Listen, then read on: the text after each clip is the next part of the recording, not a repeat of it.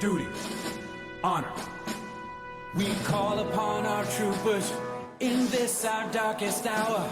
Our way of life is what we're fighting for. The flag that flies above us inspires us each day to give our very best in every way. It's a good day to die when you know the reasons why. Citizens, we fight for what is right. A noble sacrifice. When duty calls, you pay the price. For the Federation, I will give my life. When all is fair in love and war, that's what my gunny says. You're not alive unless you're almost dying. These are the words I march by.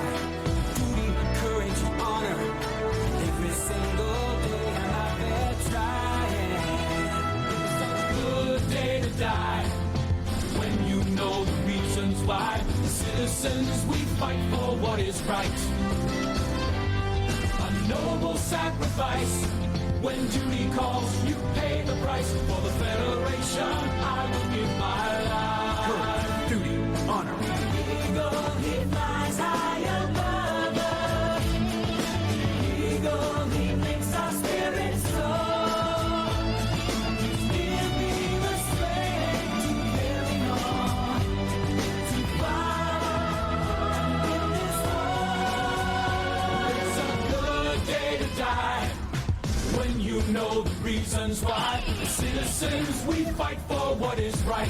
Courage, duty, honor. A noble sacrifice. When duty calls, you pay the price. For the Federation, I will give my life. Courage, duty, honor. It's a good day to die when you know the reasons why. Citizens, we fight for what is right. A noble sacrifice. When duty calls, you pay the price. For the Federation, I will give my life. For the Federation, I will give my life.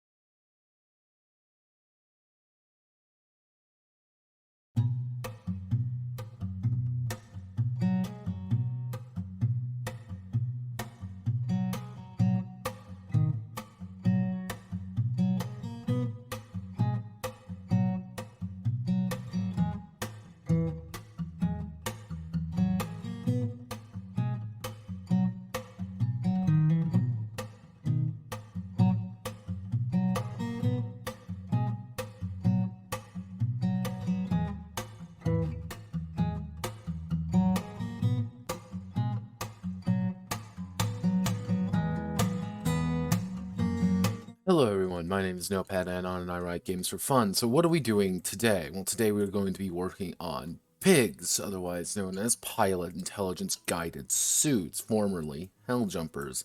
Now, what is pigs? Well, pigs is a game about power armor. And it's about people who ride or drive or pilot power armor. There's a couple definitions you could technically use for that term. But it is about people who use power armor to shoot things that are bugs, hence they are called Zeps, a bastardization of Xenopredator. And that's kind of the joke. It's a little bit funny, it's a little bit silly, and pretty much everybody is Space Australians. Why is everybody in power armor? Because, well, there's a lot of them and not a lot of you. So we need an advantage. Humanity does what humanity does best, and we strapped guns to things. Now, one of the big things is that they were formerly called Tiamots, or Titan Industries Armored Mechanized Assault Troops. However, they became more formal and cheaper, and suddenly they became pilot intelligence guided suits, or just pigs. Now, the idea was that the Zep are pretty much marauding alien species that, in this little corner of the galaxy, that go from planet to planet, eating everything on it to go to the next one. They're pretty much like a cyclical animal. And the problem is, obviously, one of the planets that humanity settled in the area was one of those planets. So, doing the smart thing, we fought like hell to keep our way of life, otherwise known as an industrial hellscape. And since we did it so well, we established things called the embed system, electromagnetic buoy defense, which pretty much makes so they can't really show up. However, let's just do a little thing. Scarce resources, different ideological positioning, corporate overlordship, and in a military-industrial complex that have been going on for about 50 years at that point, pumping out these suits. You can sit behind the embed system and everyone's happy, or you can start striking out and you need more to continue the fighting. And that's pretty much what occurred, was that you are pretty much mercenaries past everything, and your job is to very simply go to frontier planets, blow up Zep nests, and try to kind of play off the colonial powers with each other. Sometimes they want to exploit things, sometimes they just want you to protect their assets. Generally, it's a game about being mercenaries, dropping into places filled with very nasty aliens that want to devour your face off, and shooting them with big fucking guns strapped to you. So, that's the plot, really. Like, there isn't really too much. I needed a really, like, catchy name, just because you have things like Left 4 Dead, Back 4 Blood, not Dead Space, Killing Floor.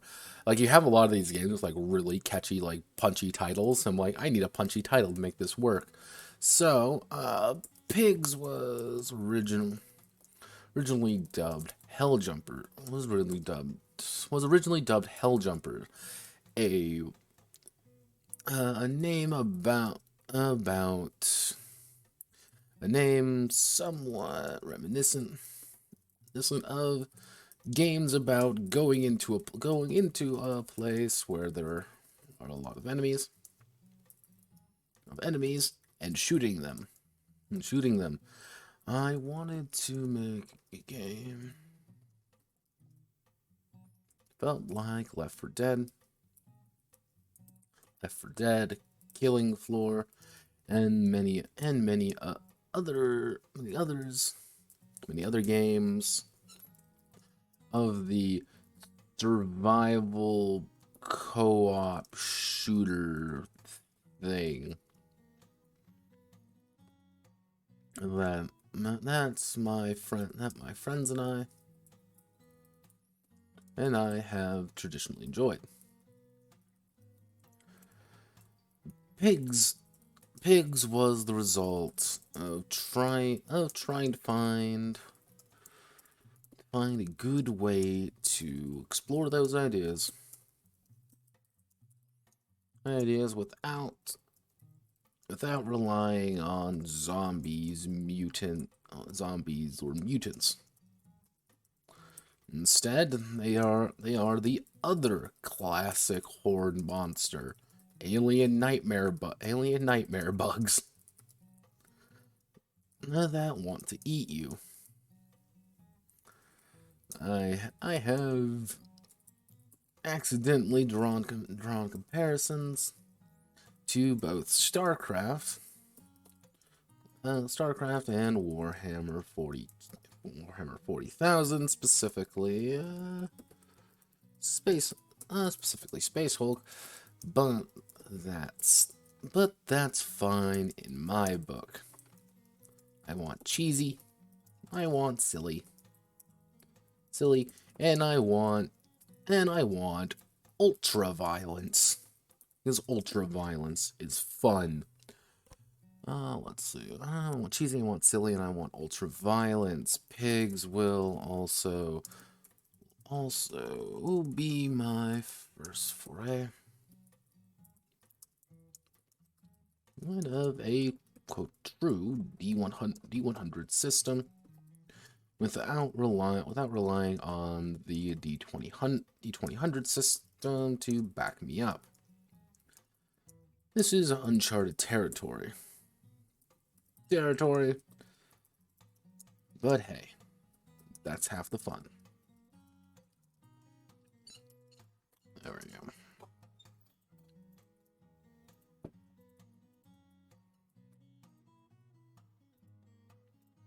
Reminiscent. There we go. Preface is done. Now we need to go to playing the game. Yeah, for also some reason, somehow, good old Google Docs changed. Hey, what's this clusterfuck about? Well, Pigs, Pilot Intelligence Guided Suits, is going to be a game about Horde Mode. It's about those kind of games such as Left 4 Dead, Killing Floor. You can argue that Space Hulk is that like that. A few games that fall into the genre of few of you with limited resources but high firepower versus many of them with, well, there's more of them. Yeah, Vermintide, things like Vermintide. With a distinct advantage, with you have the distinct advantage of being players and having a lot more options. Like, you have guns, you have weapons, you have things to destroy the enemy pretty easy with, and a normal enemy isn't going to be a threat. Like a singular rat, a singular zombie, or a singular mutant, they aren't a threat. It's the fact that there are 150 of them all coming to beat the shit out of you is the threat. The fact that there are, a bunch of these things to kind of split you up and kind of hinder you, that's where the main threat comes in. And that's what I wanted to try to emphasize, because I really don't see many games that do horde modes, that hordes really well. So I wanted to see if I could do it. That's literally it. The name sucks, but I couldn't think of a good name. That's the thing. I could not think of a good name for this game. So, Pigs it is. And I kind of said fuck it to the lore. Like, I had 3 pages written out, and I'm like, who the fuck cares? Like, yeah, there are things, there are aliens, you have suits, you shoot things with suits, go brr. Like, that's really all you need. It's like, what's the lore of Vermintide? The rats are coming, stab them. Forlorn hope. Not really a forlorn hope. It's kind of the idea with a lot of these games. Like, kind of the idea with a lot of those games is that you have an absurd amount of resources to just rip through. The problem is the enemy has numbers as well. And if you ever watch any like strategy guides on things like Left 4 Dead, they'll always tell you like, don't worry about them. Don't worry about the regular zombies. Always worry about the specials, worry about the situations. Because at the end of the day, that cannon fodder, the basic slave skaven, the bugs or the zombies, they're designed to bog you down. They're designed to be a living meat wall between you and the enemy. Because you can't not deal with them, nor can you just unload and just waste everything on them. They're designed to waste resources. Because one of the things I want to get with this game is the idea that, designed to waste ammo, that going from point A to point B is a grind. You are losing things more than you are gaining them. For every foot of ground you take, you're having to expend something. And it's the idea of trying to make sure that you're expending wisely. Where it's like, okay, we know that fundamentally, if we get surrounded, we're all going to be taking damage. However, what if we put them in a choke point? What if we use one of our really big weapons and just burn a whole swath of them? Just fucking annihilate them. But we're wasting our ammo. We're wasting things that we have. And that's one of the things which the suits, I want to get, like, really emphasize the suits a lot, which is if I go to actually here, to give you the idea of, like, the amount I had here, is where are the suits? Do I have the suits? I don't think I had the suits. But the idea was that your suits don't regenerate. You don't regenerate health, really. You take damage, and your suits, you can't just like say, okay, everyone, I'm going to pop a health potion real fast and restore my suit. No.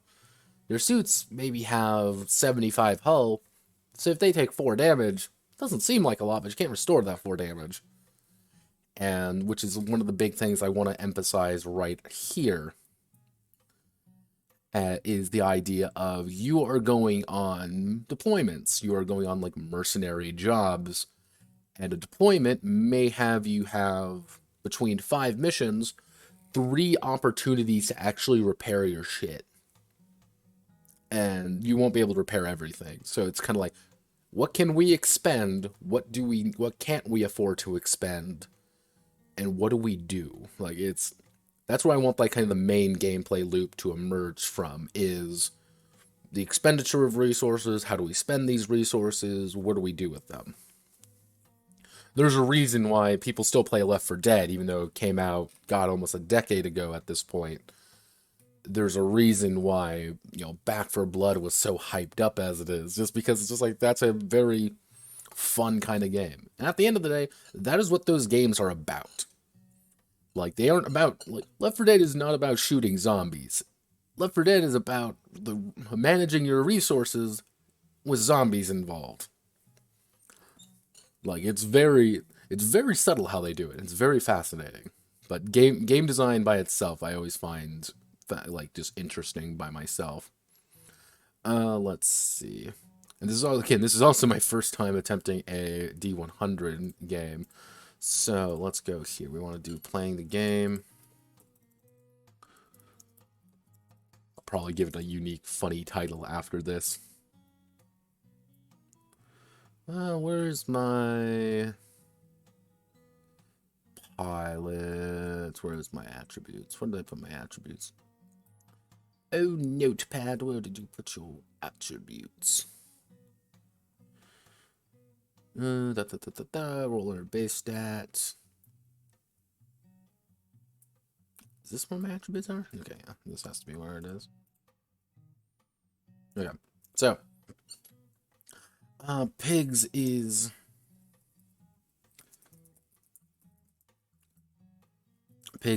designed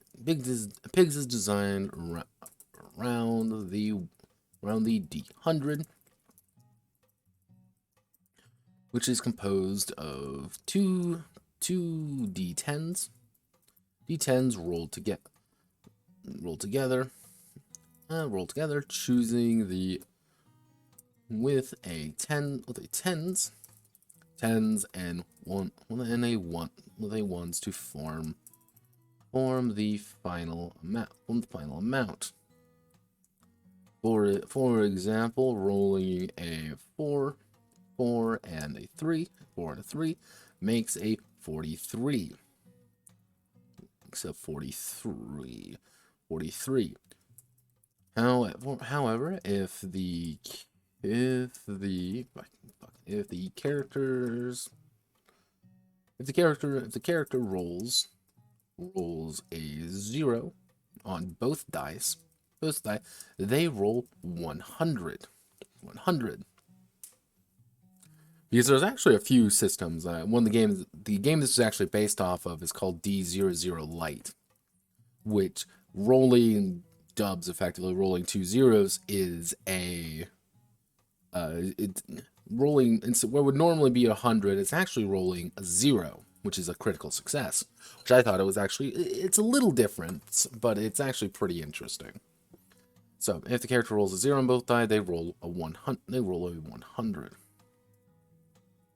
Some markings. Let's see. Standard checks will involve the characters rolling a 1d100 under their attribute to succeed. In addition to rolling another d10 called the wild die. Wild die does nothing by itself, but can cause crits and hyper crits. A critical is scored when the character rolls quotes dubs, or trips. Rolls dubs on their dice, rolling the same number twice. Rolling the same number twice among any of the die they rolled. A hypercritical. Let's see. A hypercritical is scored when the character rolls trips. Well, let's see. Hypercritical scored when the character. God, I hate my keyboard so much. When the character rolls trips. Which is the same number three times. So we want to say criticals. Criticals are non-discriminatory. Criticals are not always good. If the character were to fail a check, but score a critical, actually it would be score a critical. They have a critical failure. But if they are successful,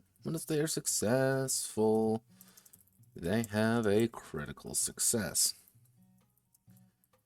These have unique effects. But mostly exaggerate the result of the check. For good or ill. So, what this actually means is you're going to take 3d10. I have my 2 dice here. These are my 2 nice, metal dice. 2 nice metal dice. And I also have my 1d10 over here. And I like my 1d10. It is a shitty dice. But pretty much what you do if you want to make a check, what you do is you roll them all and you roll. So right here, I scored a 62, and on my wild die, I have a 9. Nothing really happens. I scored 62. I have to check if it's under. If it's under, I am successful. If it's over, I've failed. Oh no. But let's say I were to roll.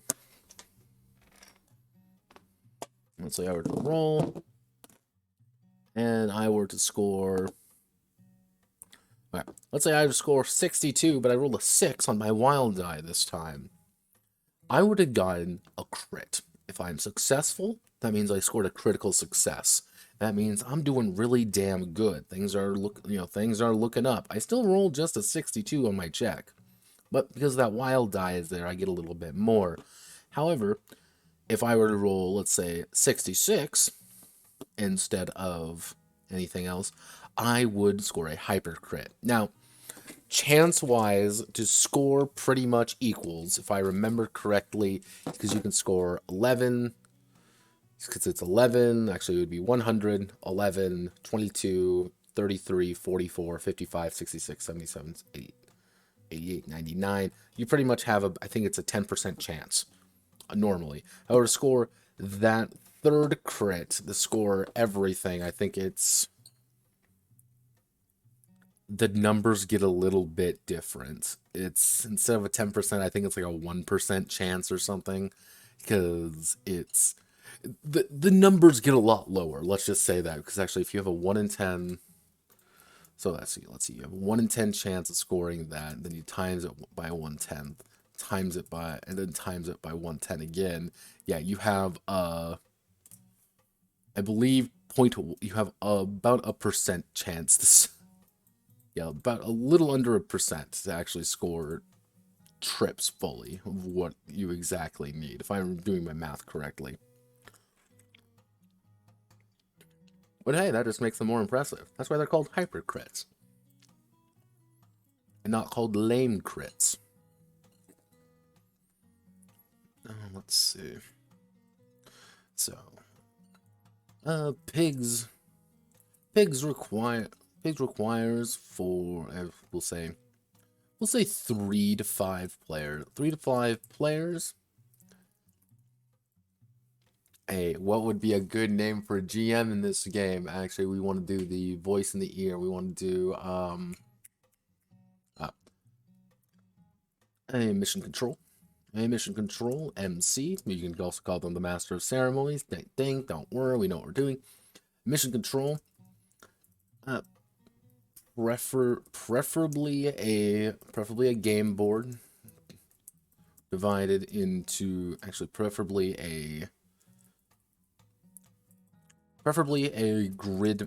a grid map separated into. See, we can do bestagons or squares. I'm I'm not gonna say anything on that. I'm gonna make a note on it. I'm gonna probably use hexes because I love fucking hexes because they offer a lot more tactical flexibility. But I also will probably add in a rule for squares because squares are squares and everyone uses those. Preferably a grid map and a rigid and a desire to stick it to the zaps and stick it to the zaps. I did spell with a Z, not an X, right? I did spell it with an X.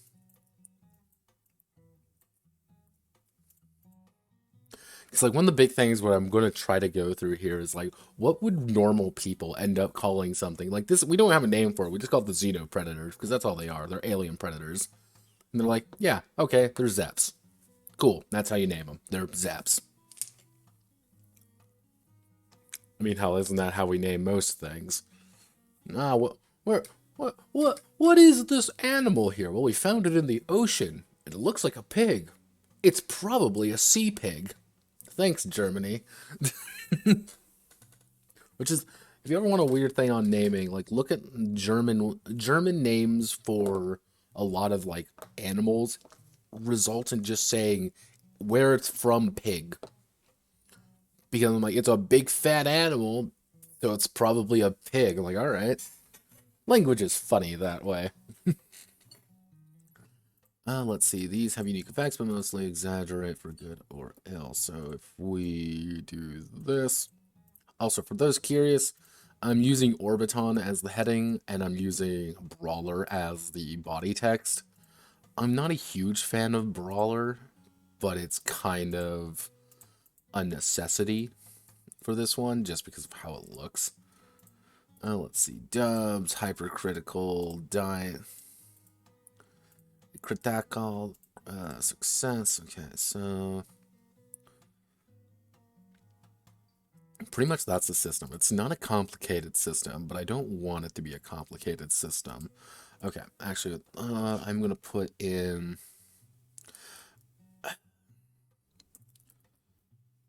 situational advantages. Actually, I should say advantages and disadvantages. Advantages, actually, not what's good.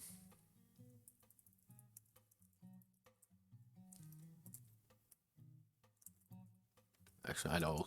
We'll call it momentum, and stalling.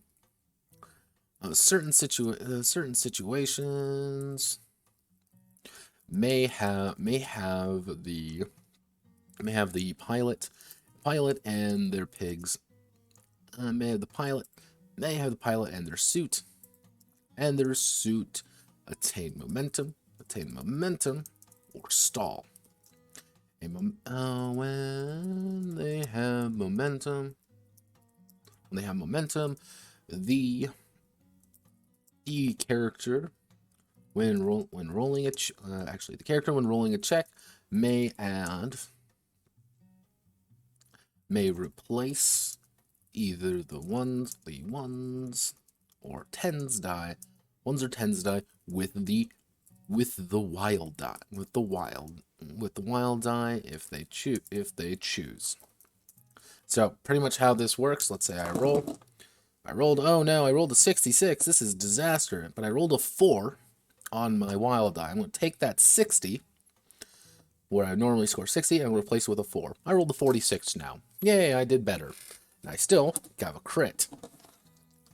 It's just kind of switching it around, and let's see. Oh, with the wild die, if they so choose. If they stall, the character does not roll their wild die. Oh, it does not roll their wild die. So pretty much with stalling, instead of rolling, oh boy, I'm rolling and I scored a 46 and I got a 6 or something, and my wild die, I would have scored a crit. You just don't. The wild die just goes away, just yeets itself across the room. It's not that big of a deal, but it's that kind of moment where you get a little bit more of an advantage. Like, you're getting crits more often, you're getting things more often by the wild die. And because the wild die is present, that means we can use it later. Because we've got to do tricks for all these characters. And I have a few ideas for how tricks work, which are pretty much as a pilot, which I'm going to change the name of them from pilots to something else because pilot doesn't sound right for power armor. But as a pilot, you can pull off some tricks. These are things like boost jumping and trying to like skid along things. It's just like things that you can do inside of your armor that are just impressive and allow you to manipulate the machinery inside of you to do things. Some of them are going to do things like add your wild die, or add things, or hey, if you you crit when it comes to damage, you add your wild die to the damage, whatever you rolled on your wild die. It's things like that. Actually, let's see, dice notation, throughout this document, different, there will be actually other rules. When going through, not every dice roll will be a D100 rolling under an attribute. Not every dice roll will be a D100 rolling under an attribute. Some will involve rolling for damage, rolling for damage, or making observation. Will involve rolling Some will involve rolling D10s with the intent of inflicting damage. Or attempting to gain a new, or attempting to influence a result. There we go. These will be notated as XD. Actually, XD. Actually, yeah, now we have to do X as XD, with X being the number of D10s rolled. For example,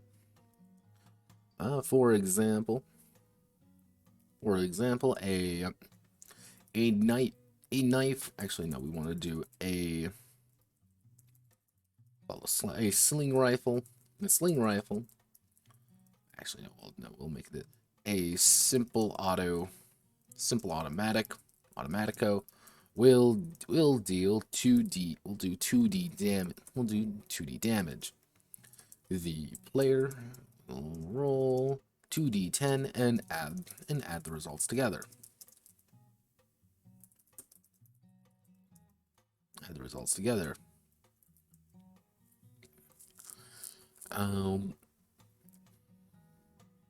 What the hell? If a result is notated with a 1/2 D, that means the player rolls a D10, but treats it as a D5. 1 to 2 equals 1, 3 to 4 equals 2, etc. Treat it as a D5.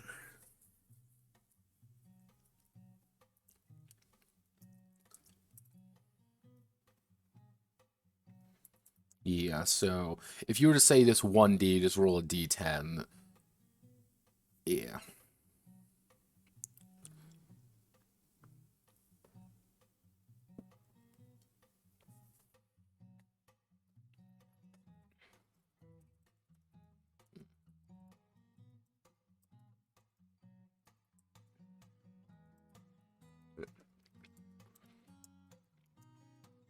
Okay, finally, certain dice rolls may require the character to roll the same value multiple times. Man, so actually, same number of dice multiple times. If this is the case, if this is the case, they will have a parenthesis after the roll. You know, for example, a a simple check to see how much actually a simple no. For example, cashing out a Zep egg. A Zep egg will be 1D, it'd be 1.5D time 1.5D2. FD2 having the result be rolling 1.5D, actually 1D, rolling 1D5 twice. That's it. Why would you just not put 1D10? Because you're going to have a minimum of 2 and a maximum of 10. That's pretty much the idea. You aren't going to have a minimum of 1. Still humping trees here, or have we moved on? We have moved on, actually. We are working on Pigs, which is a game about power armor and shooting people in power armor with guns that are very big and too big for you. Right now, I'm just getting the basic systems kind of in place. This is actually going to be my first attempt at a D100 game, which I am not looking forward to be honest, because D100's like kind of like, I don't know, I just don't do well with them. I like D100 games, I just never really thought about designing one before, so lol, and now for something completely different. Yeah, welcome to democracy. This is what happens when people participate in democracy. They give me weird ideas that I have to do in order. Speaking about democracy, everybody, guess what's going on? Notocracy is currently undergoing, and with Notocracy, that means people gotta vote.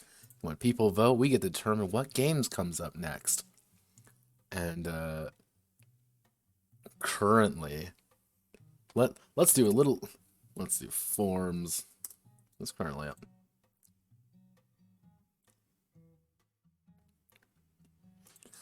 The big thing with D100 here is two things.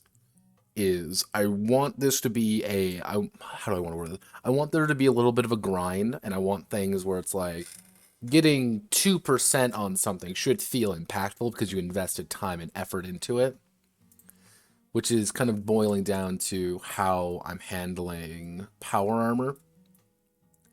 Because your power armor stats are going to be different from your character stats. So, with the idea being that as a pilot, you want to kind of tweak your power armor to be what you want it to be. And tweaking it costs money. So, going from like, oh, I have a 70%, like, I have my basic combat mech has got a 50% in combat ability, but I want to tweak it up to 53%. That might not seem like a lot, but it's like, that's all I can afford right now, because I'm poor. Like,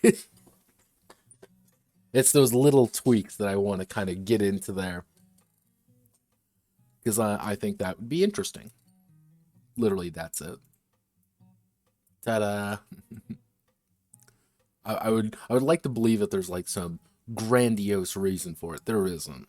It's just because I thought it would be kind of neat. So, let's see. We want to do our very basic character creation here.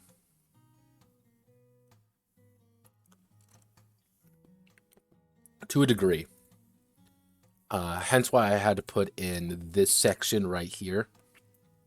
When it comes to other rolls, most damage is going to be something like 3D, which is going to be you rolling 3d10 and just adding the result together.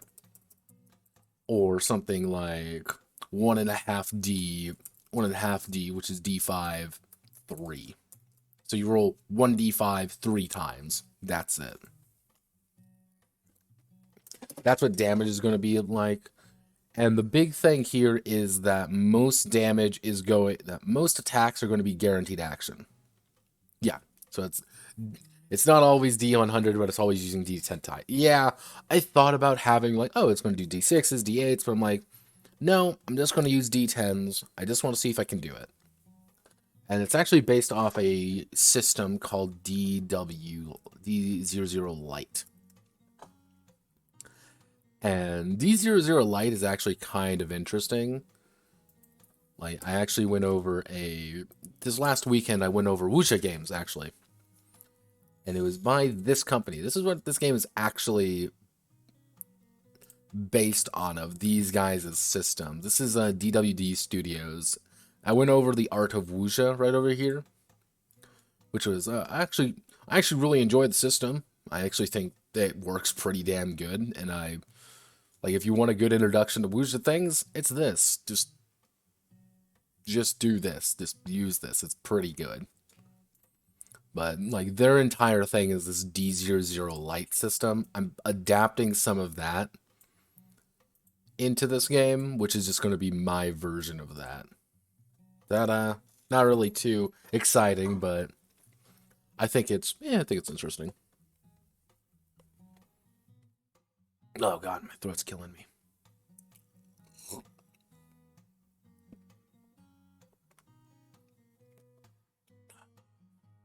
Okay.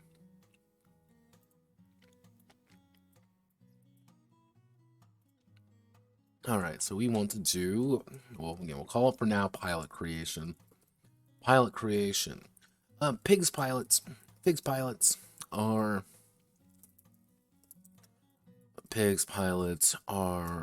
aren't exactly rare.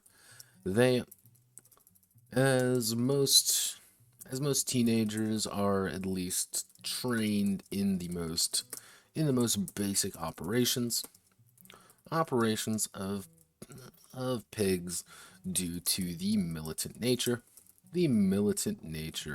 of the colonies and their wars against the Zepp.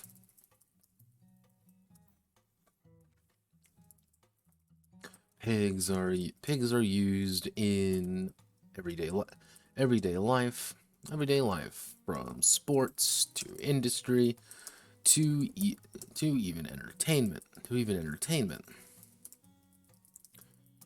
But true military pigs pilots are rare to come by.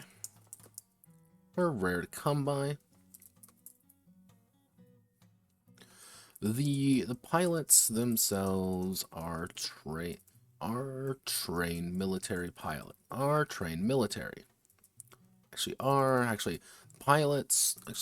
The players will be taking the role of military pilot,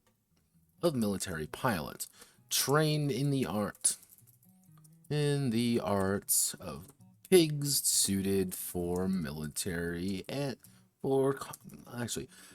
trained in the arts of pigs suited for combat operations against the Zepp or other pigs or other pigs.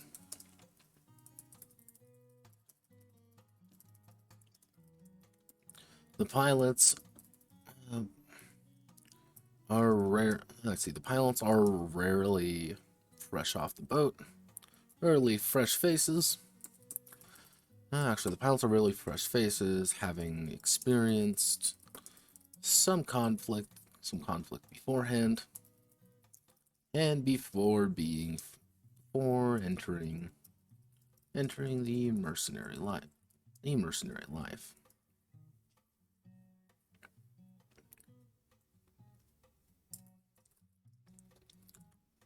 When initially...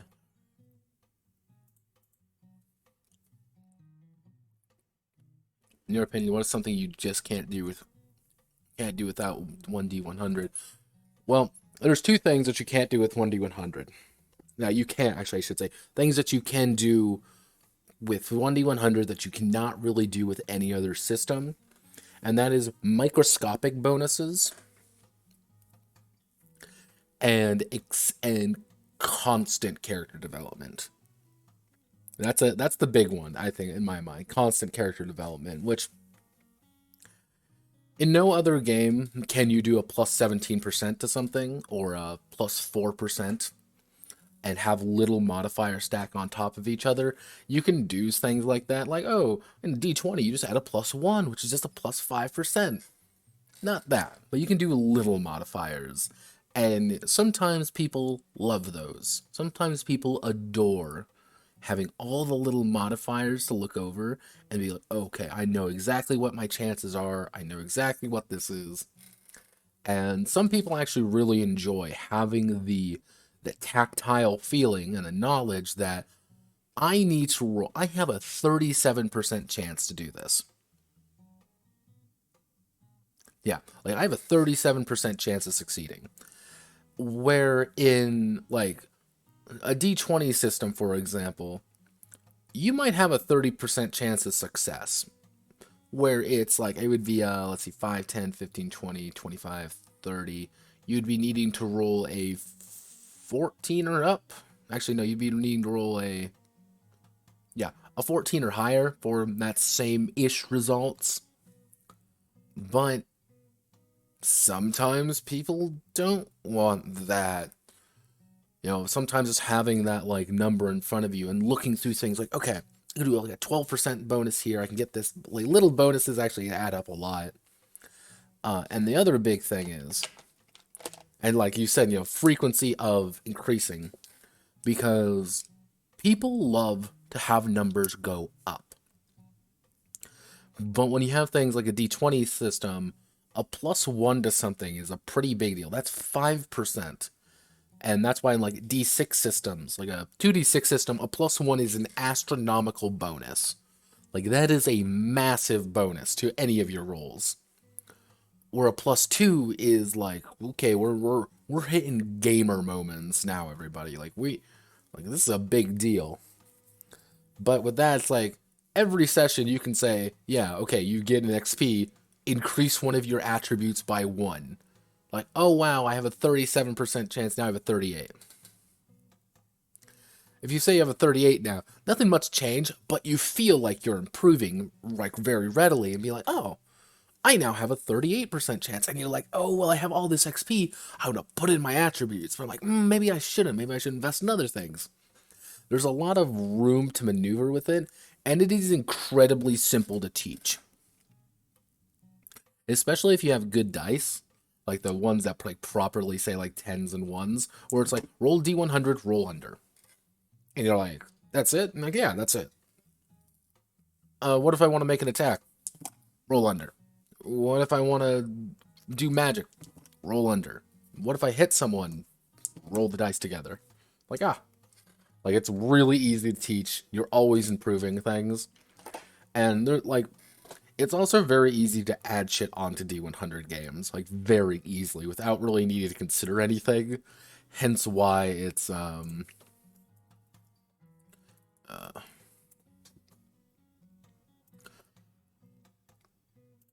like, there's a reason why all of these, like, all of the, like, FFG games, you know, all of these use D100. Most of them, anyway.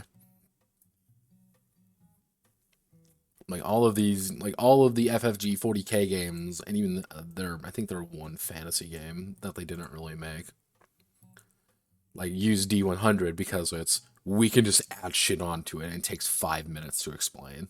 It's really easy.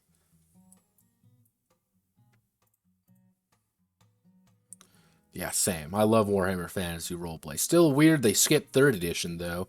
Real weird. No. Even numbers are just better, bruh. Bruh. It's like, you don't even understand, bruh. I need to go over. I need to go over third edition one day. I need to just go over third edition and die on the inside. Let's see. Let's see. Will we take the role of Pig's pilot entering the mercenary life when initially hired for their services. Services. Each pilot has a 4d10 plus 30, and that would be an average. Actually, if we do any dice, let me check this real fast to make sure I got my averages right. This would be a 22. So actually, if we bump it up to 5d10, that would make the average about 28, 27. So we want to keep it a little, I want to keep it a little bit lower, so because we can make that about 50. Each pilot has 40 plus, average being around 50, in four attribute, in their core attributes. These aren't like too important, but they are actually still fairly important. And the core attributes, which is going to be body, coordination, insight, and guts. Each file has average in their core attributes: body, coordination, insight, and guts, as well as 3 ranks. 3 ranks in any skills. Actually,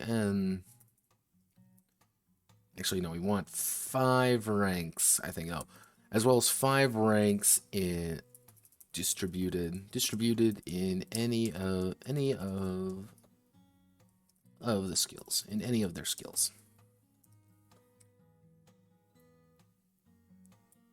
Like, if you just want to make a very basic character, like if you just want to roll up a character 5 seconds, 4d10 plus 30, 4 times, pick 5, pick a bunch of skills, bump some points into there. That's it. That's how it is. So, let me see.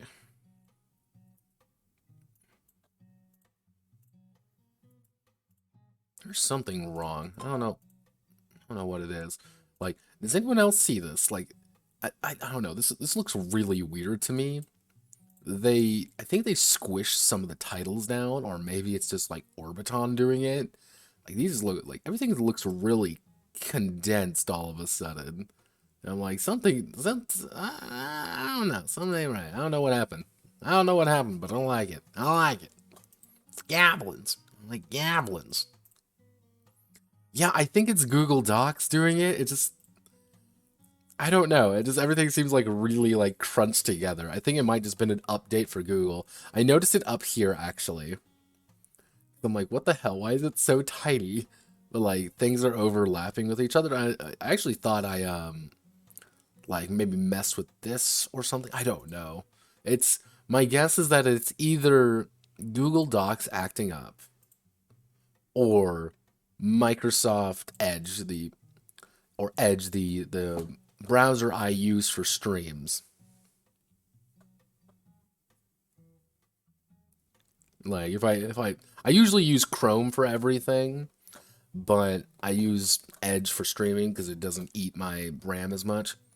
I've gone to the Google ecosystem, but these days I seem to be paying the price for my lack of vision. Yeah, see, and I've told people this repeatedly, is that if I could find a good alternative to Google Docs, I would move over to that in a second. Just a microsecond, I'd move over there. But like the issue is, I like having Google Docs because I can open up every single one of my games for commenting. Anybody can come in, they can see something that maybe I can't see or I just overlooked, and highlight it and say, fix this, or hey, this doesn't really make any sense, or do you really mean this, but it says this on this page. And then like I will get a notification on my phone saying somebody commented there, would you like to take a look at it? I'm like, oh, okay. And then I can go in there and fix things. Like there's the entire reason why like Monster Girl Adventures is no, I wouldn't say as refined, but like as extensive as it is because of that system. People were just constantly asking me to add things, or like, well, how do I do this? Well, how do I do this? Well, how do I do this? And I was just asking so many questions. You know, people are asking questions to me, so I just responded. Which reminds me, I need to fix some of these. I need to fix some of those games. Initially hired for their services. Each pilot is...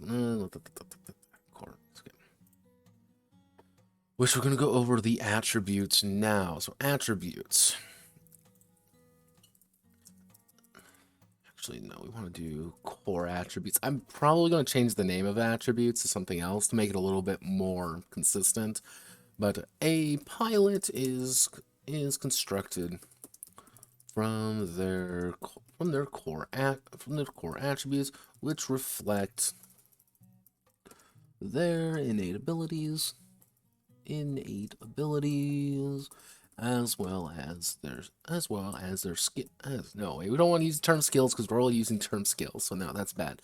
Reflect their innate abilities as well as personal performances in certain areas. Military pilots are a step above the regular people. Due to their military training and rigorous scheduling, and the rigor of piloting pigs.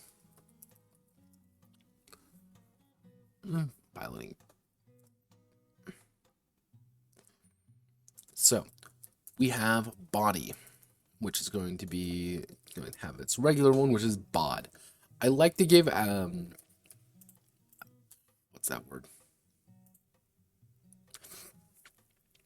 I like to shorten everything just because it's easier to type for like bod plus ints, like body plus insight, than for to type something else, like fully type out things. Do I need to do this for every game? No, but I do it anyway because I'm weird and I like that. Let's see. So we want to keep this a little bit tighter. So the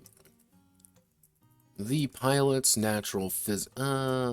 pilot's physical physique and internal constitution.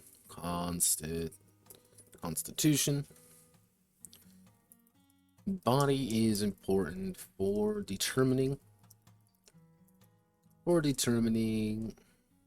the pilot's ability to remain conscious after big hits, or prevent internal damages to their pigs. Pretty much, you've rolled body when you get hit by something. Like, one of the big things is I want some weapons to have, like, the idea of being hard. Like, if I get hit by a hammer, like, if I'm fighting another pig's pilot, and we're circling each other, and one just clonks me in the chest with a hammer, I'm going to say, make a body check. And you're like, okay, I'm going to make a body check. And okay, I got 52 body, and I rolled up 89. Like, what happens, GM? Be like, well, good news is you're going to take normal damage and everything. Bad news is that you get hit with the concussion of this hammer, your head goes forward, and you slam right into your fucking console. You're going to lose action points, by virtue of you slamming your head face first into something that's going to probably, your nose is probably broken at this point, but that's just something you got to do, which this is going to be fairly common because of how I want to handle hordes. Because one of the big things with hordes is that they're going to hit you. And when they hit you, is that they are not going to, it's not going to be like 5 like aliens circling you and like hitting you individually. No, these are hundreds of these things jumping all over you, clawing at your armor, trying just to get a little bit into you. Because that's all they need. They need one thing in there to rip your head off. And, like, that initial hit is when you're going to roll body. Because it's just like, you just remain standing. Because there's a lot of them and not a lot of you. Oh, we need to do coordination. Coordination. Core. C-O-R. The pilot's natural eyesight. Actually, the pilot's physical dexterity. Physical dexterity, hand-eye coordination. Hand-eye coordination. As well as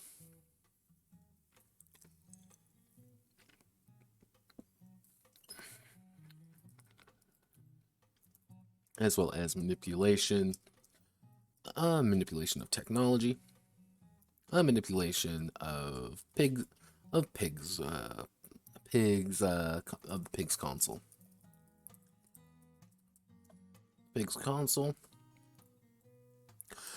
Coordination is often called upon. Called upon when the pilot does tricks or requires graceful applications. Requires a graceful approach. Coordination is going to be mostly tied to you being able to do things pretty rapidly. And because one of the big things is your mech itself, your pigs, is going to have its own attributes ranked the exact same way as your base ones. And there may come a point where you need to make a dual check. You got to compare both the attributes of your power armor as well as you. And you might succeed at one but fail at the other, which is the idea of like this, the power armor is doing what you want to do. You're just not good enough to do it. Or you're good enough to do it and you're doing it. The system just isn't working. Like coordination is going to be used for quite a few of them when it comes to more of the like graceful ones, which is like, I have one, what did I end up calling it? I think I called it like derby blasting or something, which is just like you pump all the power into your engine to a burst of speed real fast.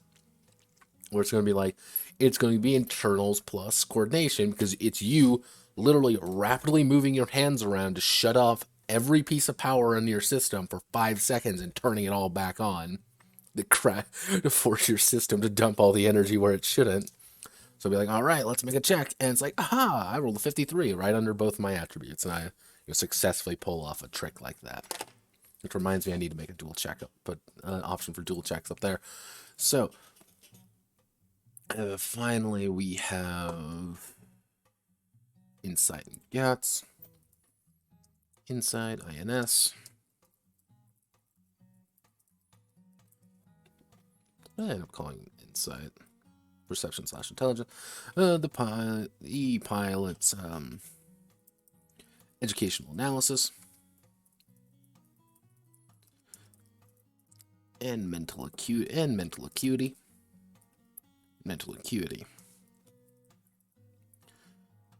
Mental acuity in the heat of battle and beyond. Insight is frequently used by pilots in or out of their pigs due to the maintenance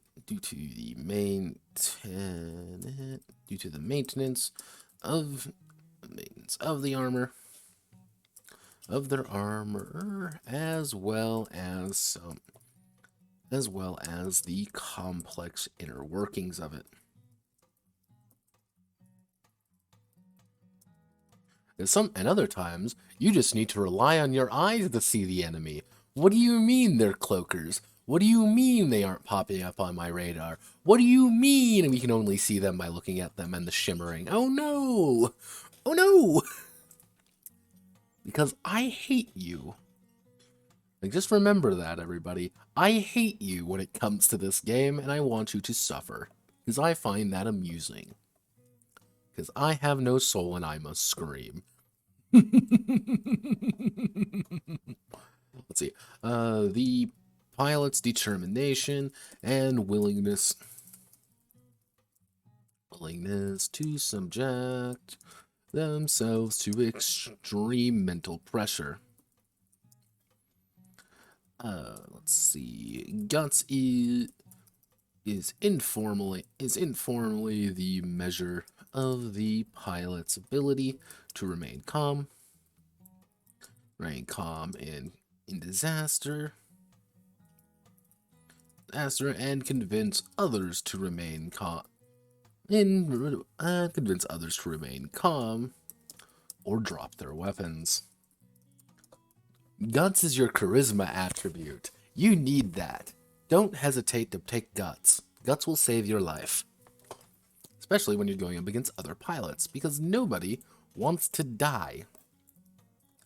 And I think that's like one thing I think a lot of games tend to not be great about. And I'll be the first one to admit that I'm not good with it. Is that 99% of people don't want to die. Like 99% of people have zero desire to literally just die. And the people who do are probably not the most well put together individuals. Or they're doing it because there's a reason for it. Hey, we're fighting to the death because I have a bomb collar strapped to me, and if I come back, my head explodes. Or hey, I'm going to fight to the death because I'm an amoral sociopath who wants to die. Or hey, we're fighting to the death because I'm like 99% sure I can kill you, and I want to kind of gloat about it. I also want your armor. I want to steal your armor. It's going to be my armor. And all I need to do is stick this giant flaming hand in your eye socket and burn your face off. Let's see, other core attributes.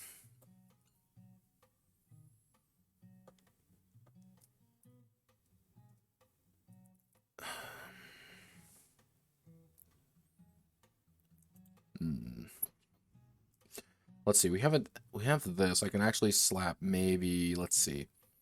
I can slap maybe like an image right there. It'll be a little bit of a bigger one, but it kind of give you an idea for it and allow me to put a side note in here. We'll do side note, assignment system for attributes. If randomly determined attributes are not desired, have the players assign. Actually, no. If alternate attribute distribution. If the randomized attribute system above is not satisfactory, consult the following methods for a desired outcome. Consult the following methods. So our basic ones are going to be assigned.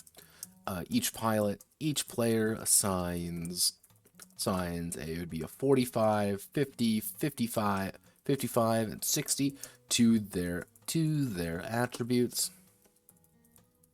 So pretty much you're guaranteed to have a low one, some high one, two medium ones, and a high one, effectively. Each player assigns a 45, 50, 55, 60 to their attributes. True chaos. Each player rolls, it'd be 20 plus, it would be 8d10. Actually, no, it would be 20 plus 6d10. Because with that, you can have a minimum of 26 and a maximum of 80 for their attributes. Attributes with an average of, what's the 6d10 average?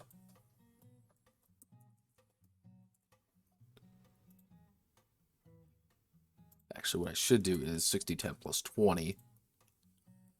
So you're going to be on average hit about 50. It's going to be about the same. It's going to be about 50. 52. But you have a much bigger range.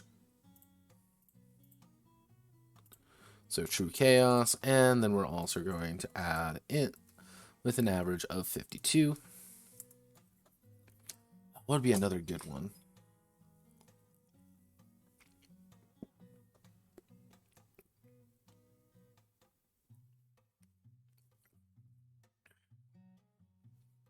Oh, we can, let's see. It'd be 200, but it's distributed, yeah. Point of contact. Let's see, point by. Each player has 200 attribute points. Points to distribute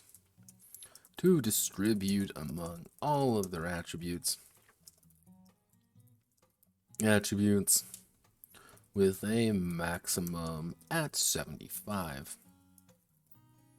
The maximum at 75. So Hi, phone.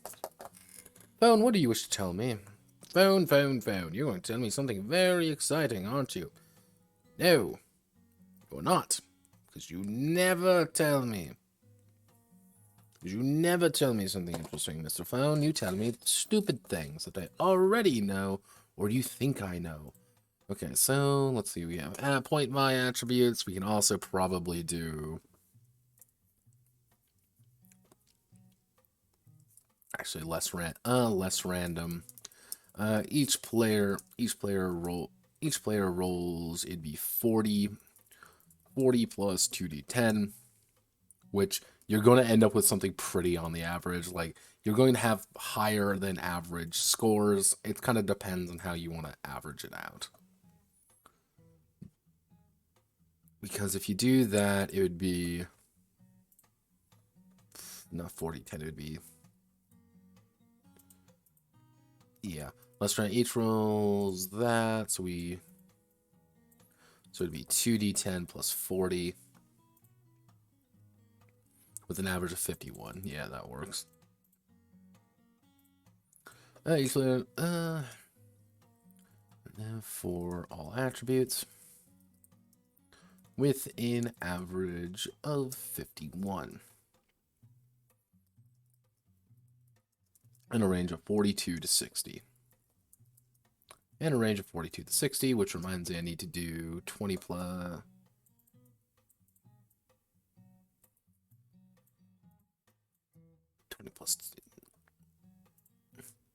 With an average 2 and a range of 26 to 80. So pretty much you're going to have a kind of more of an average roll here, which reminds me I need to double check. So I always like putting in averages and ranges. It's kind of it's a little silly thing, but I feel it's important. Let's see, 34 to 70. Average being around 50, and a range from 34 to 70. It's a little silly, but I think it's important to give people the notes they require to make informed decisions. If someone really wants like an alternate method to assign attributes, like I'm going to give it to them, like here's how you do it. I would rather control what you're doing here than have someone being like, well, I just kind of improvised and did my own thing with it. Being like, no, I'm going to tell you exactly what you need to know. Because I am a good person and I wrote this game. But I do want things to be a little bit more randomized just because that's fun. And your characters aren't exactly going to be the most enduring characters. Like, it's pretty easy to die. Actually, we got core attributes. Oh, I know what we can do. We can do derived attributes. Each pilot has a set of derived attributes which take the values of their core attribute. Take the value of the core attributes to be factored in to calculate the final amount for these. Calculate the final amount for these. Often these are, for these. What we're going to do is we're going to have wounds Wounds is going to be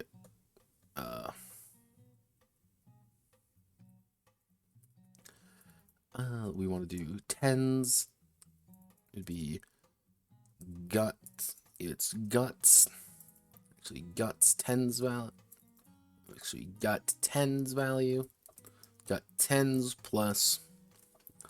That would be bod tens. Bod tens plus gut tens. The number of wounds the pilot possesses, which reflect how strong they are. It's actually wounds they possess. Number of wounds the pilot possesses. Should wounds be reduced to zero, they will perish. They will be knocked unconscious until they're knocked unconscious and bleed out in bod 10's turns or hours, actually, or minutes.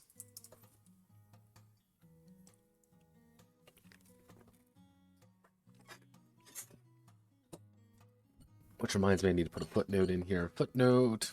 Actually, no. Put it up here. When the tens value is called, take only the tens value of the core attribute. And then we have to do, for example, 43 has the tens value be 4. That's really it. So if we roll this, your bods tens might be 3. Actually, your bods tens might be 4, and your guts might be 3. So you have 7 wounds. Now, for context, a single point of damage usually counts for about 25 wounds. Like, destructive potential on weapons are insane, and they will kill people very easily, but they are really designed to kill giant monsters with. They're not designed to kill regular people, and you really shouldn't. Do not aim guns at things they shouldn't be aiming at. And then we actually have to do will, which is going to be gut 10s. Actually going to be insight 10s. Plus gut 10s. The amount of willpower, the amount of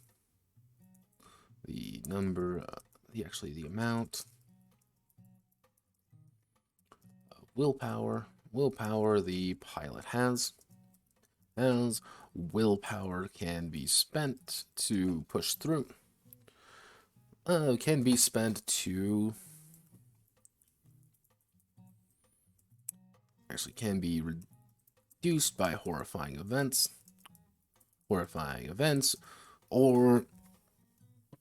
allow them to push through hard times. Should it ever be reduced to zero, the pilot suffers from panic, reducing all check, actually incurring a negative 15, actually negative 20% penalty on all checks. Now, what does this mean? This means you're losing your shit. Please calm the fuck down. Like, you are going bonkers right now. You are not having fun. Like, things are going wrong. Actually, in all pilot checks. And then we're going to have our final major one. What would be a final major derived attribute? Would be a good one. We probably want to do fate.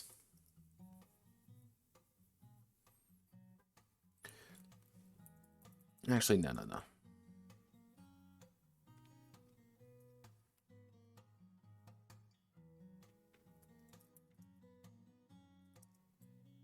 Nah, this should work. Guts is a little bit guts is important down here, but that's fine. Like that works just fine. The way I kind of want to, the way I kind of envision it, that's okay. Because the way I envision it is, this is your method of kind of powering through issues. This is your way of kind of showing the world, like, hey, I am a competent individual, and I am smart. Me smart. Me do things smart well. Smart well? Maybe I am an idiot. Wait, no, you want to select everything. No, that's 53. We want to go to 55. There we go, 50.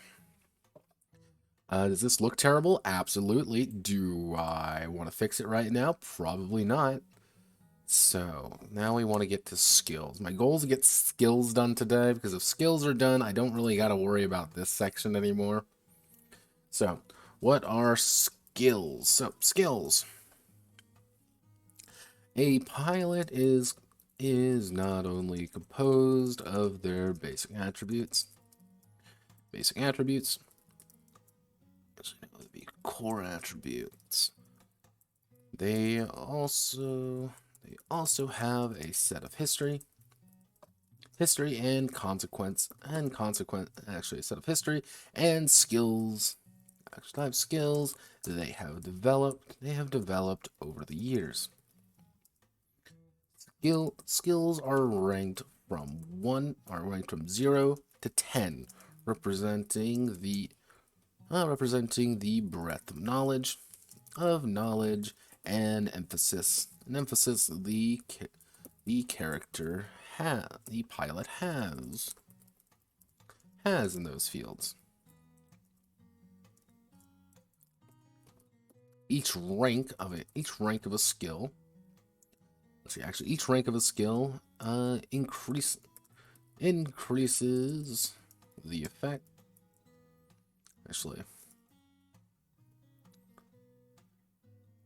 Each rank of a skill increases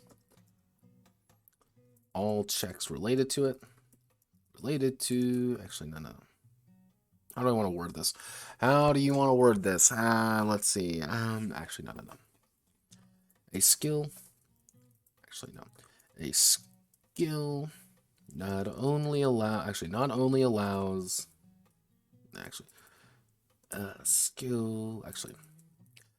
skill's rank determines the bonus it gives to specific checks, as well as unlocks the ability for the pilot to perform certain checks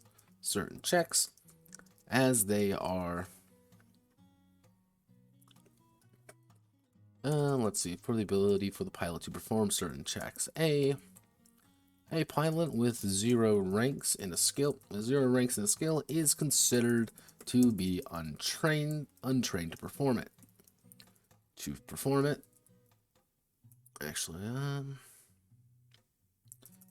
Certain skills have a certain skills marked with trained requires the pilot to invest one skill rank into it. Let's see. Terms the bonus it gives to a specific skill checks, increasing the value by plus 5%. Requires the pilot to invest one skill rank into it to successfully use it properly. So, our basic skills, well, we need melee weapons for one, range weapons for one. That's pretty simple to understand. We don't want anything too specific there. We're going to have mechanic, because mechanic is important. Now, actually, administration, because that's kind of important for the top ship. We're going to need leadership. That'd be a good name for a detective. Detective synonym.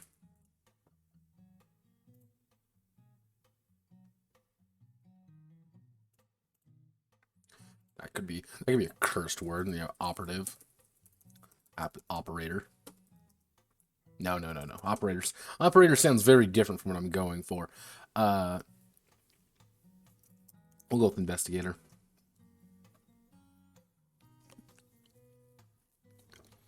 So let's see, 1, 2, 3, 4, 5, 6. So we have 6. We need just a few more. What do you see some good other ones? I guess leadership. No, we already have leadership. Actually, we need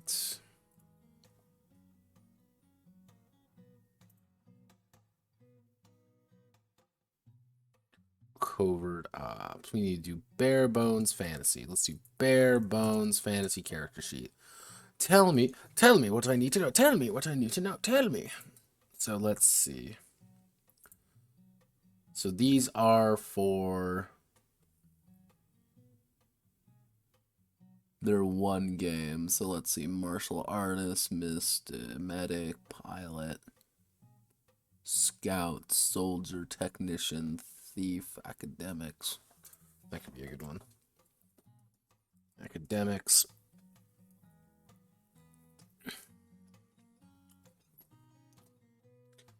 What would be a good term for, like, universal biologist kind of thing?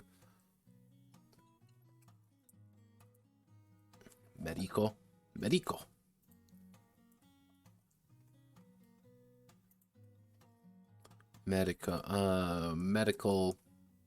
Medical officer title.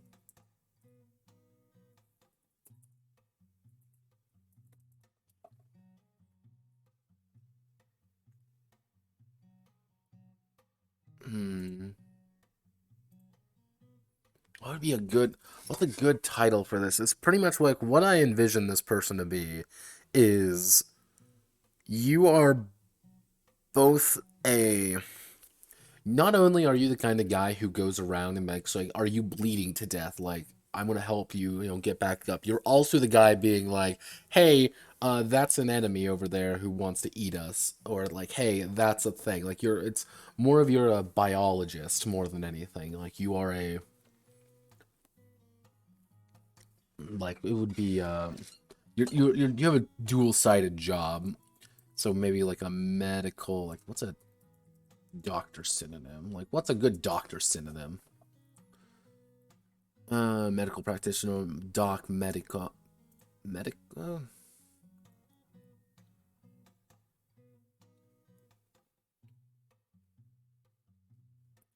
Yeah, that could work. We use that.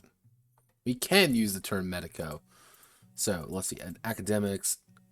So what I'm looking at here, just to, this is Bare Bones Fantasy. This is their other game called, I believe, Covert Ops, which Covert Ops is actually pretty interesting because it's technically the exact same system as before.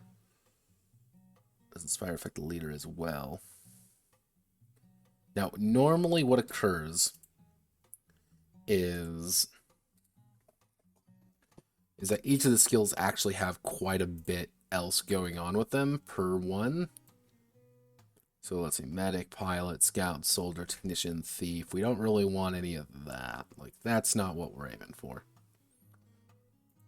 So let's see, what do we have? We have medico, so that's kind of like your medical field as well as kind of the identification of Zeps. We have academics, which is like just how smart you are.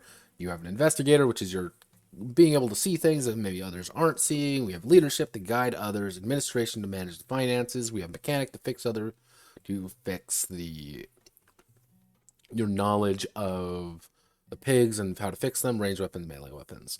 So that's 1, 2, 3, 4, 5, 6, 7, 8. So that's 8 skills. Feel like I am missing something. Why do I feel like I am missing something?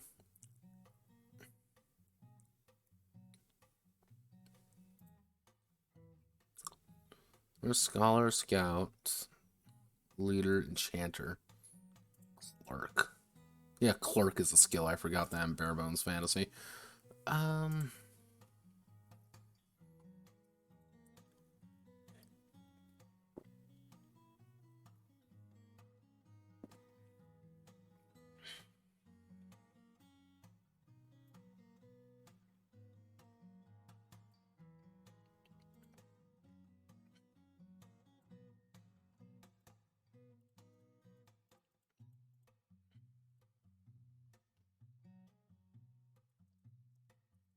Be like soldier.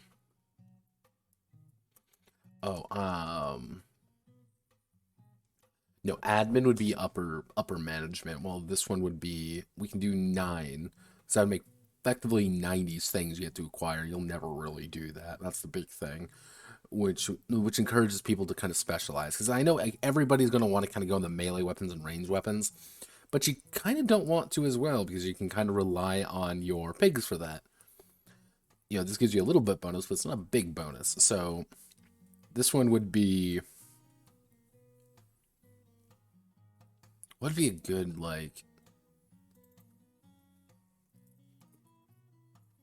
Smooth talker synonym? Charmer. What would be... Diplomat. Diplomat synonym? Like... Vaster envoy.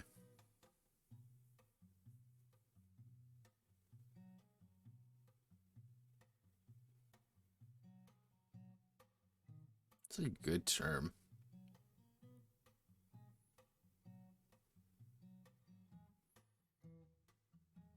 I guess a mediator would be.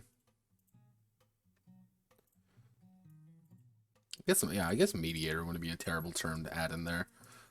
Unless we do what is a term for a mediator in a prison?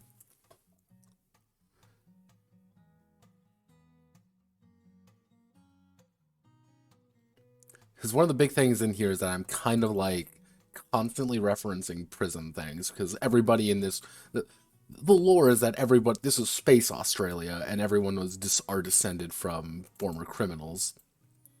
So it's like, oh no, like we're all technically criminals and like that's why prison stuff is always there. And hence why if you look at the V Soda, that's why I have those tattoos there. They're actually Russian prison tattoos. Which pulling that one off a little bit weird. Also, fun fact about the V Soda here. We have a returning guest star. I'll let you guess which one it is. It's from an old game actually. Not really super old actually. So, we want to do actually what we can do is we can do weapons, melee, weapons, ranged, just to manipulate where it's going to go on the list. So, we're going to paste all of you. Academics, and then we're going to make proper as well as unlock the ability for pilot to perform checks. All skills may require a specific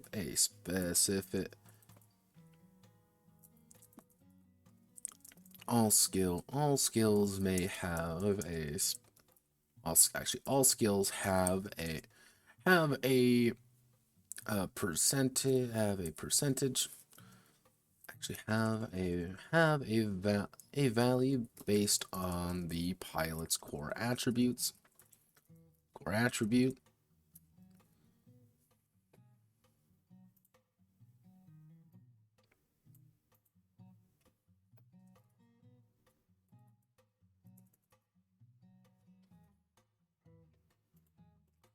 Actually, T require the pilot to invest one skill rank into it to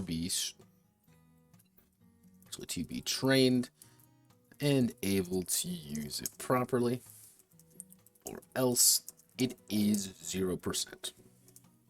All skills have a value based on the pilot's core attributes. If a hello giant helicopter, how do you do? If a check requires a skill, the pilot will have to make a check to roll under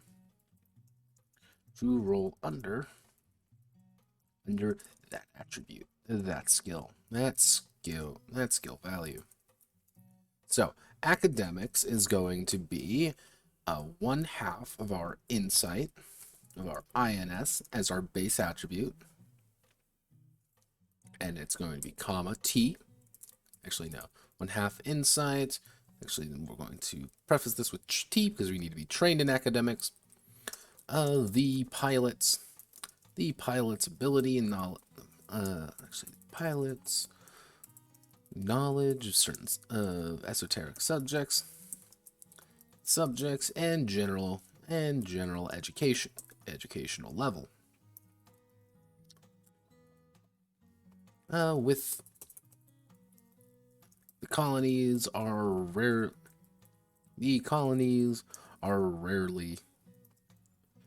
actually 95% of colonials, 95% of colonials attain a basic, what would be a good,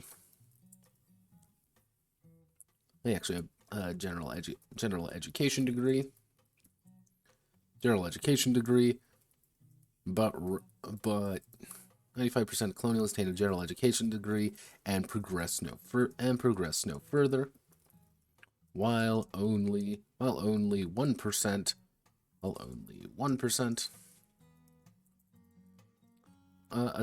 attends higher education. Yeah, you're gonna get your GED in prison. Don't worry. You're gonna get your GED whether you like it or not. So, this is going to be ranked as a T. This is going to be 1/2 of our insight as well, because insight's our knowledge skill, and it's important. And yeah.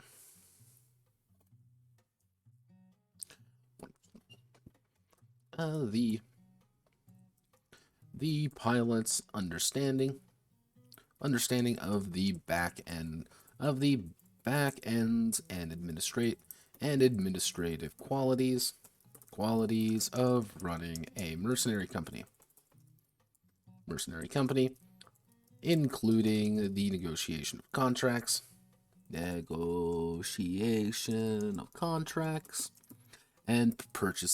bulk purchasing.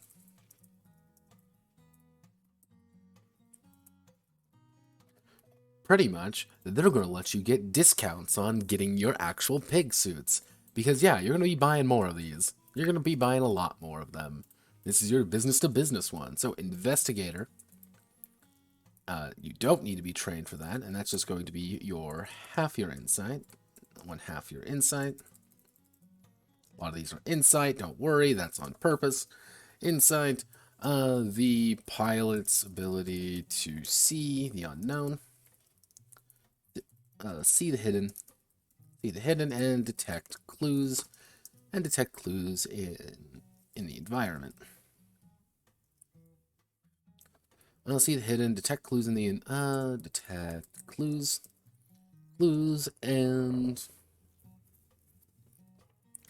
piece together questions they may be facing. Oh wait, bug. There's been one bug in my room like the past 2 days, and he's just hanging out. He's ready to go. Leadership, which is going to be trained, and it's going to be 1/2 guts. 1/2 gut. The pilot's innate ability to inspire and encourage his fellow pilots. Pilots. Technically, that should be the pilot's ability.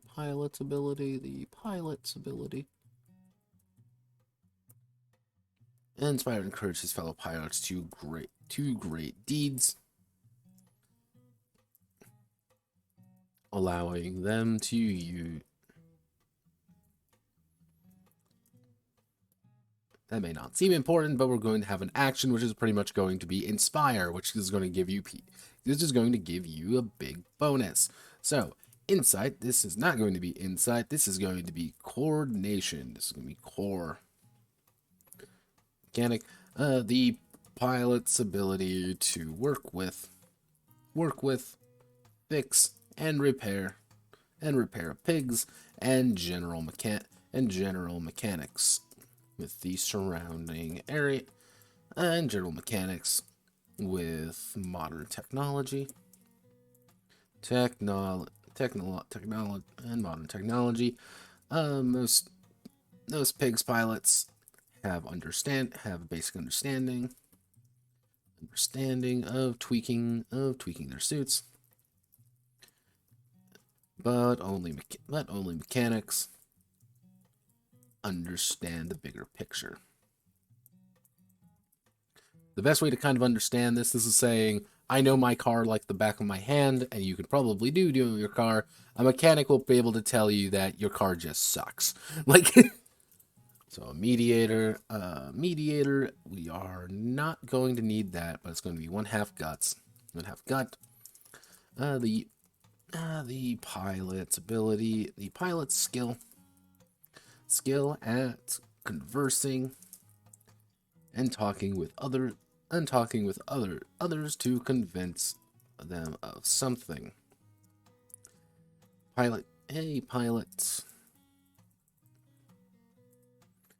Medica, what would be a good Medica one? Like, half of me would say coordination, just because it's like all about just having good hand-eye coordination. Yeah, that would be funny. So the pilot's medical training, and ability to keep their fellow pilots alive. When they are bleeding from wounds, as well as being able to extract vital what would be a good name for actually biological samples from Zeps.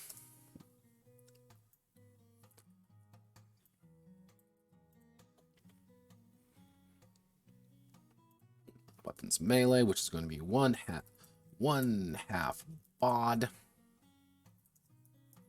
The pilot's ability to swing a weapon and strike a target. This reflects the pilot's innate ability and strike a target. This skills bonus can be applied to the pigs. The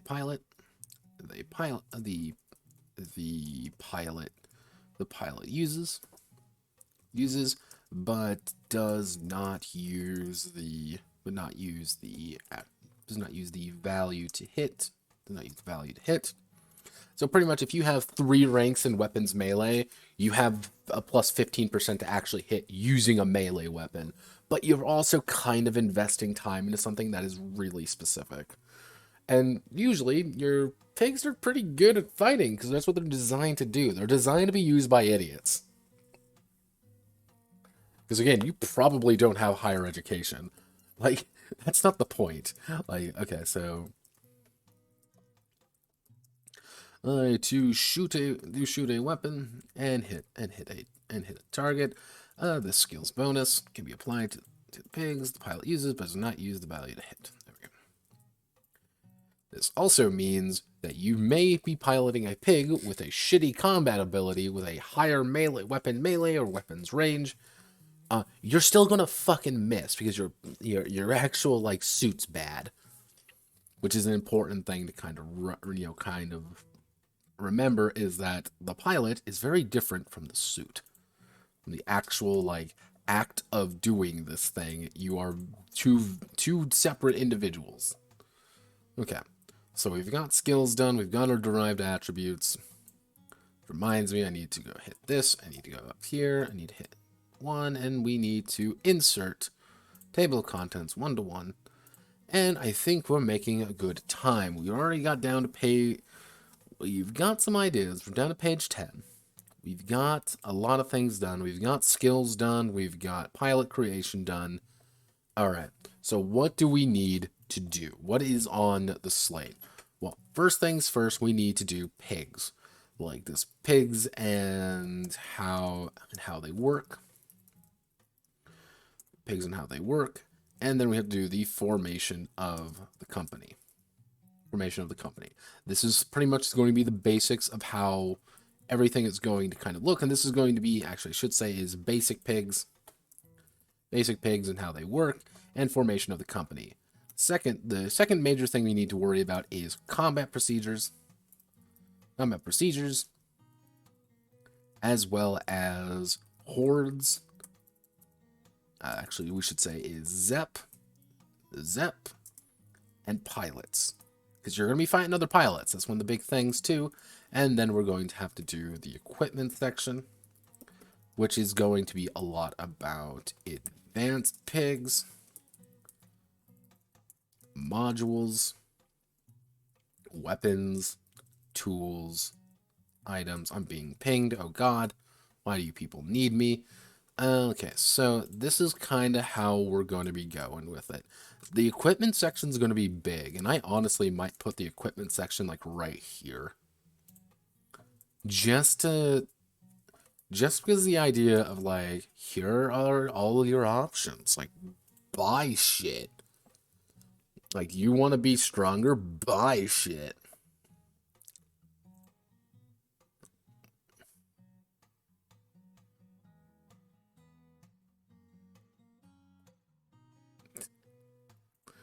Alright. I'm going to call it there for today, though. Godspeed, good luck. I will catch you all on Monday. Monday is the goal. Not Monday. Next Wednesday. At Wednesday, I'll kind of probably have a better idea of how I want to handle these. And how I want to get from point A to point B. Because I know this is going to be like, this will probably be Wednesday right here. Just the idea of like, here are the pigs, here how they work, da da da da da da. And then I need to make a decision like, do we want to go straight to equipment? Or do we want to move over to combat next? Or do we want to do maybe just do like how to build a campaign? Like, I don't really know. Actually, that reminds me, I need to put in how to build a campaign play, campaigns, and missions. There we go. So, roughly speaking, this is how it is. I don't really know how long this is going to take. My guess is that this is going to be the longest part. Like, this is going to be an insanely long amount of time if things go a little bit wonky. But this is going to be Wednesday. If this doesn't get done on Wednesday, it's going to be Friday as well. And I know this is going to be like 6-7 parts. Just because there's just going to be a lot of stuff to do. Like, just a lot of stuff. Alright, so, Godspeed, good luck. I'll catch you all on Wednesday. Hope you all have a wonderful rest of your day. And, yeah, that's pretty much it. Don't forget to vote.